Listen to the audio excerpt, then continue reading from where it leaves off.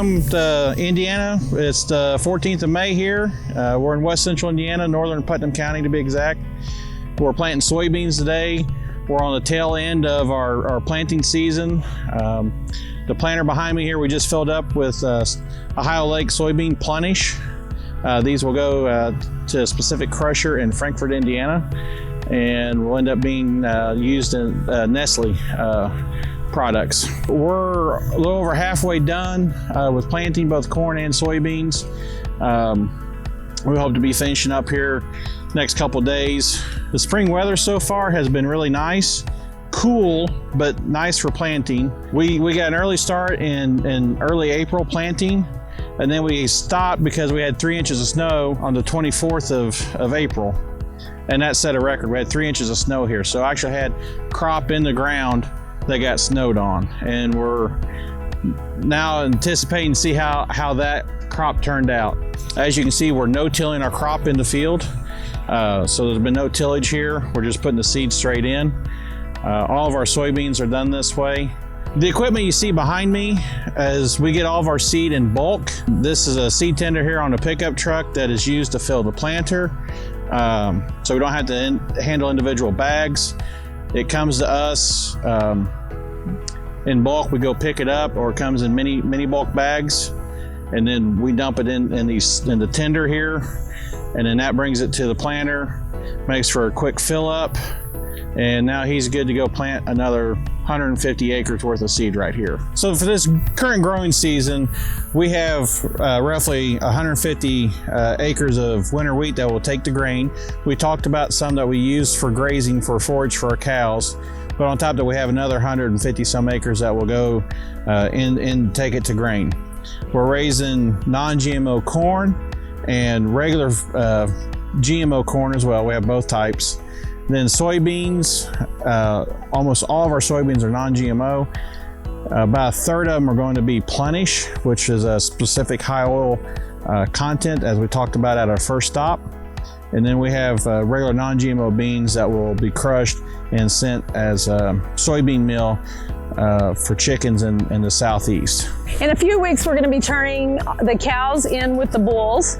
So over the last month or so, we've been making selections over which cows should go with which bulls so that we can make sure we give you the piece of meat that you want, because we've made the right breeding selections on our end to make sure that you've got animals that will yield high quality meat, as well as animals that are efficient and will use our natural resources to the best of their ability. So we try to be good stewards of our land, and as you can see, right where I'm standing would not be good for cropland, but we still want to make use of it, and one way we can do that is by running our cattle in these areas. And so they have a source of water, they have plenty of grass, but it wouldn't be somewhere that we would want to bring our tractors in, because you would end up with a lot of erosion and surface runoff.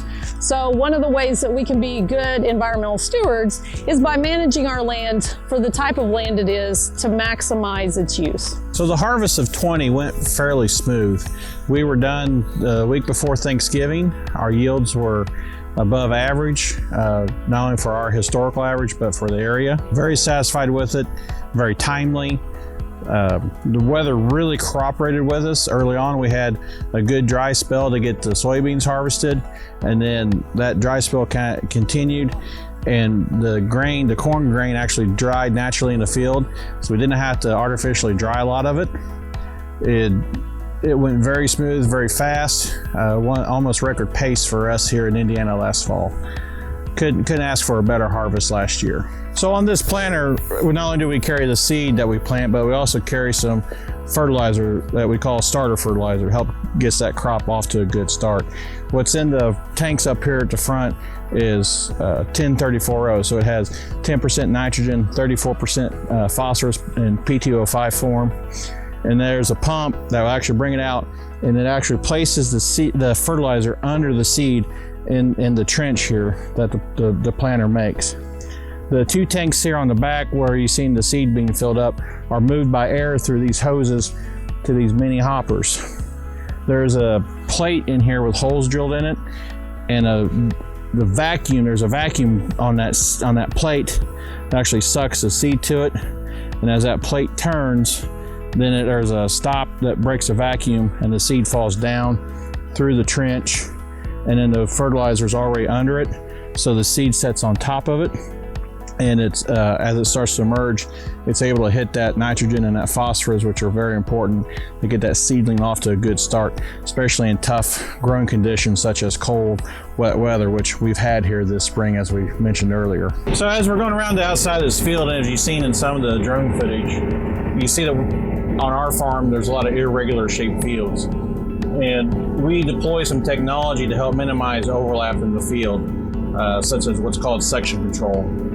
So as the planter's coming through the field, I can see on this screen performance of the planter, and also which rows are planting and which ones aren't. I have several different screens on here that allow me to see all the diagnostics I need for the planter as it's going. One of them is what's called a coverage map. So it's showing me where in the field I've already planted. And we'll turn around here and you can see that as the planter comes into a spot that's already been planted, each row unit on the planter will shut off.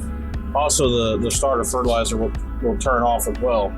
So we're not overlapping and putting too many seeds per acre in each one of those spots. And that's how we can maintain yield in such irregular shaped fields, is by not overplanting because of our equipment and how big it is for the fields that we're planting.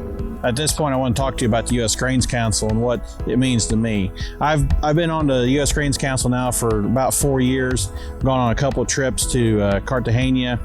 We went to Portland as well. To me, it's really important for us to work with the U.S. Grains Council, because it is both a public-private partnership to help get our grain that we produce here in this field to our export partners across the globe. Furthermore, it helps them to communicate back to us what they need, what our end users are needing across the globe, so we can raise a crop to their specifications and meet their needs. The U.S. Grains Council is one of the best organizations that I've worked with at helping meet farmer supply with end user demand. Thank you for coming and visiting our farm. I look forward to the day that we can actually do these things in person. Until then, thank you for visiting Putnam County. We'll see you next time.